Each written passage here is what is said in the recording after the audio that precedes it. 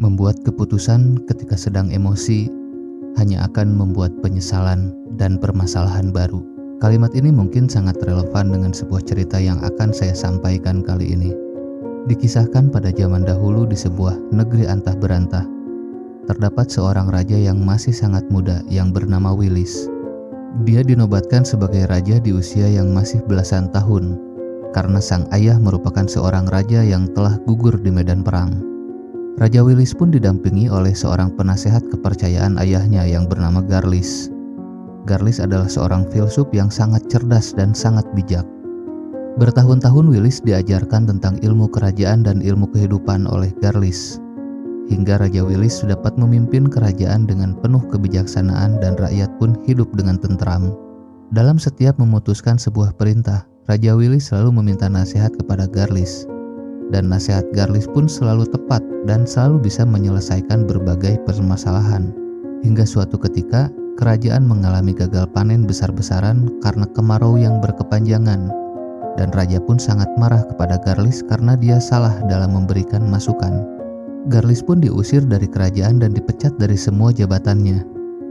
Dengan tenang, Garlis pun pergi dari kerajaan dan pergi tanpa tujuan, hingga di sebuah desa miskin terpencil dan sangat jauh dari kerajaan. Garlis hidup membaur dengan masyarakat di desa tersebut, dan dia bekerja sebagai buruh tani. Namun dengan kecerdasan Garlis, dia pun dipercayakan untuk menjadi mandor dan mengawasi para pekerja di ladang tersebut. Beberapa tahun berlalu, desa yang tadinya miskin tersebut kini berkembang menjadi sebuah desa yang sangat makmur dengan tata kelola yang sangat baik berkat arahan dan kecerdasan dari Garlis. Sementara di kerajaan yang dipimpin oleh Wilis, kini bertumpuk segudang permasalahan yang tidak terselesaikan. Hingga Wilis pun menyadari akan kesalahannya yang telah mengusir Garlis dari istana. Wilis pun mengutus seluruh pasukannya untuk mencari keberadaan Garlis. Namun keberadaan Garlis pun tidak ditemukan. Sang raja pun mulai panik, dan dia berpikir sejenak, lalu sang raja memiliki ide untuk mengungkap keberadaan Garlis. Kemudian Wilis mengumumkan perintah ke seluruh desa untuk mengirimkan satu jenis buah baru yang belum pernah dilihat oleh siapapun dan diberikan dalam waktu 2 bulan. Jika dalam waktu 2 bulan tidak memberikan buah yang diminta, maka setiap desa harus menggantinya dengan 1000 ekor lembu. Surat perintah tersebut pun sampai ke desa tempat tinggal Garlis.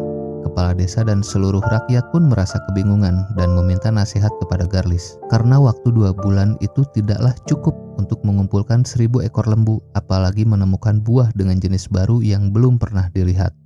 Garlis pun menyanggupi permintaan para warga dan dia pergi ke ladang tempat dia bekerja. Dengan sangat tenang Garlis berpikir. Di tengah keheningan, Garlis melihat sebuah labu yang masih pentil dan terdapat sebuah jerigen kecil di sampingnya. Garlis pun kemudian memasukkan labu tersebut ke dalam jerigen dan membiarkan labu tersebut tumbuh. Setelah hampir 2 bulan, labu tersebut pun mulai memenuhi seluruh jerigen tersebut. Dan Garlis pun memotong dahannya dan memberikan labu tersebut yang masih dalam jerigen tersebut ke kepala desa untuk dikirimkan kepada raja. Sang raja yang menerima kiriman tersebut pun tersenyum lega. Dia mengatakan, nama buah ini adalah buah kecerdasan, ketekunan, dan kesabaran. Lalu sang raja pun mendatangi desa tersebut untuk menjemput langsung Garlis dan meminta maaf kepada Garlis. Dari kisah tersebut terdapat beberapa pelajaran yang dapat kita ambil. Janganlah kita membuat sebuah keputusan di saat kita sedang marah. Janganlah kita mengandalkan orang lain dalam setiap permasalahan yang kita hadapi. Dan jangan menyalahkan orang lain dalam setiap permasalahan yang kita hadapi.